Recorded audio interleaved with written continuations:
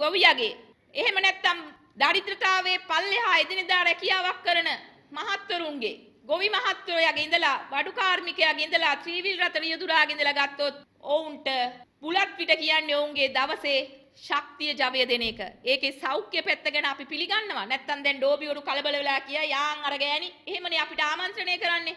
බුලත් පිට මෙන්න මේ හොඳ දෙයක් කරාම අපි හොඳ දෙයට හොඳයි කියනවා. හැබැයි නීති හදන්න ඕනේ ඒ රටේ ජනතාවගේ අවශ්‍යතාවය තේරුම් අරගෙන. හැබැයි මෙන්න මෙහෙම කතාවක් අපි කාන්තාව විදිහට මතක් වෙනවා. මේගොල්ලෝ මේ හදන්නේ බුලත් පිට කන එක නතර කරලා අයිස් ගහන එක තවදුරටත් ව්‍යාප්ත කරන්නද? අර පන්නපු කන්ටේනර් 300 ගාන ඇතුලේ අයිස් තියනවද කියලා අපි දන්නේ නැහැ. අදටත් ඒ සම්බන්ධයෙන් පත් කරපු කමිටි එකේ තීන්දුව ජනතාවට දුන්නේ නැහැ.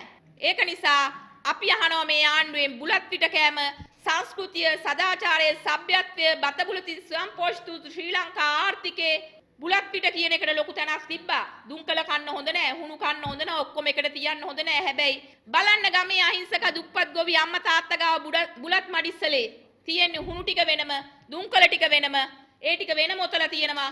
ඒගොල්ලෝ මේ ආණ්ඩුවට වැඩි සකසුරුවම් විදියට තමයි මේ වැඩේ කරන්නේ. ඒක නිසා මේ පුංචි බබාලා පියුරු බබාලා වගේ මේ වැඩේ මේ වගේ මේ තීරණ තීන්දුව පාර්ලිමේන්තුවකින් ගන්න ඕන තීරණ තීන්දුව නෙමේ මේගොල්ලෝ විවස්ථාදායකෙන් ගන්න ඕන තීරණ තීන්දුව නෙමේ මේගොල්ලෝ මේ ගන්නෙ. ඒක නිසා අපි කියනවා ඊට වැඩිය දේවල් මේ රටේ බලන්න කරන්න මේ ආණ්ඩුවට ජනබලයක් තුනෙන් දෙක දීලා තියෙනවා.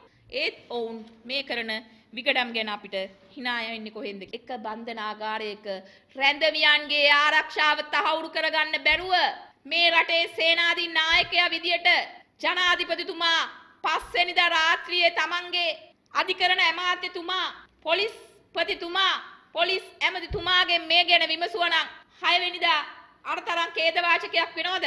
තාමත් 100කට අධික පිරිසක් තාම රෝහල්ගත වෙලා ඉන්නවා. ඒක නිසා මේ බහූත නාටක අනික් මිනිස්සුන්ට කියනවා මේ ඇමතිතුමා අධිකරණ නියෝජ්‍ය ඇමතිතුමා මම දැක්ක මාධ්‍ය සාකච්ඡාවකදී කියනවා JVP නායකයෝ මෙහෙමයි කියනකොට මොකක් හරි වැඩසටහනක නෑ මම NPP මම JVP නෙමෙයි කියනවා. ඒක නිසා තමන් හිටගෙන ඉන්න කඳවුර මොකද්ද? සමාජවාදීද ප්‍රජාතන්ත්‍රවාදීද කියලාවත් අඳුර ගන්න බෑ.